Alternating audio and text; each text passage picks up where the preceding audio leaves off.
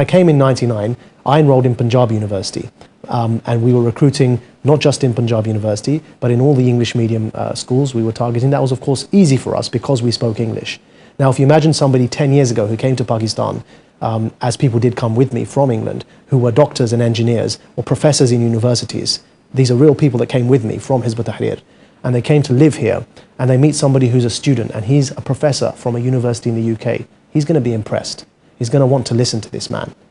And that's why it's important to recognize we're talking about ideologues here, not religious fundamentalists. They use Islam because they believe Islam is their ideology, but essentially they're not so religious as they are ideological. So just as communism grew amongst intellectual and intelligent people, this ideology is growing amongst a certain caliber of people as well here in Pakistan. And that is the idea with Hizb ut-Tahrir, isn't it? It's one of us. They're you and I. They could be. I had friends at university who were joining Hizb ut-Tahrir, and that's the whole point. They're among the people and one of the people. Of course, family members, and it catches people off guard, and that's one of the things that we offer is to provide a training, provide advice as to what happens to somebody who goes through that process of joining those groups. And don't look for a change in their dress. Don't look for the fact that they grow their beards, because they don't. The majority of members of HT look like me. I looked exactly like this when I was on their leadership committee. The same short goatee, no beard, the same trousers, shirts and blazer or suit. Don't look for those wrong signs. This is not your typical religious fundamentalist conversion, somebody who turns into a literalist. These people are all about ideas. It's through the ideas where if you ask somebody that, if I believe in democracy, am I a kafir after you've warned me not to? And he believes, yes, you are. It's those ideas that are so dangerous because it delegitimizes the democratic institutions of this country and permits force to be used against those institutions by forcibly overthrowing them.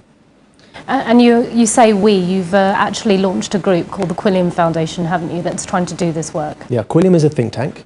We don't have a mass membership. We're not looking to represent British Muslims or any Muslim community, because the purpose of a think tank is to think outside of the box. Our aim is to generate new thought, new ideas to address these issues. In fact, we feel that if we were representative, we'd be part of the problem. And so the whole purpose of Quilliam as a think tank is to think out of the box and make new innovative suggestions. As such, we've got about 15 staff at the moment working from London, and we've got two broad aims. One is to popularize a counter-extremist narrative for the first time through public messaging, strategic communications in the media, interviews, debates, writing. My co-director and good friend, who also used to be in HT, is author of the book The Islamist, which has been published by Penguin, Ed Hussein. Both of us have a certain profile and a certain history. The other aim is to engage directly with governments on policy issues. In the West, whether America or Europe, that involves the Muslim question, integration. A lot of you viewers may not know that there are cities in Europe that are Muslim majority. Amsterdam, Bradford, Muslim majority cities. Now that raises a lot of questions as to identity, integration, and all these issues, social cohesion, and that means that there needs to be serious thinking behind policy, because the demographics of Europe are fast changing, and that is the fastest growing demographic in Europe, which is the Muslims. We really need to fix this question, what happens to, are they Europeans, are they British, are they Pakistani, all those types of questions.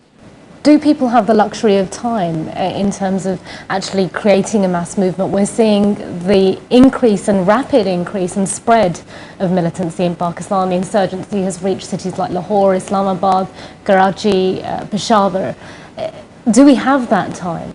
In the short term, of course, if somebody is attempting to kill innocent people, kill women, children and non-armed men, then of course there needs to be a military response to stop that in the short term. But what I'm arguing is that there will not be a long-term solution unless we start addressing this as a civilizational discussion in Pakistan. And people can stand up confidently and say there's nothing wrong with being a Muslim and being a democrat and pluralistic and tolerant. Maajid Nawaz, thanks very much indeed for speaking to me. It's a pleasure. Thanks. Thank you.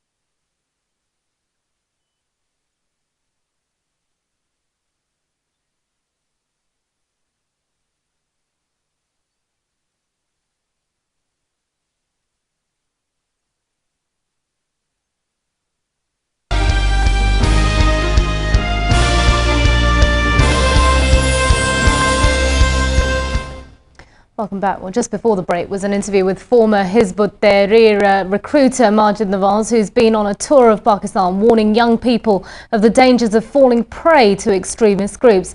Well, we went along to one of his talks and found out what students who'd heard him made of it and whether his words had any impact. I think after attending the seminar, I think that my understanding about extremist Islam or Islamism has improved. For example, Mr. Maajid Nawaz, he told us differences between Islamism and Islam. Yes, of course, this seminar was as well as I think fruitful regarding the extremism. It was a great learning experience for me here. I feel that as a student, I'll be able to play my role more focusing on development of on peace building in my society, in my surroundings. Well, positive response there from the students who'd heard Maajid Nawaz. Well, keeping with our theme of indoctrination in society, our Islamabad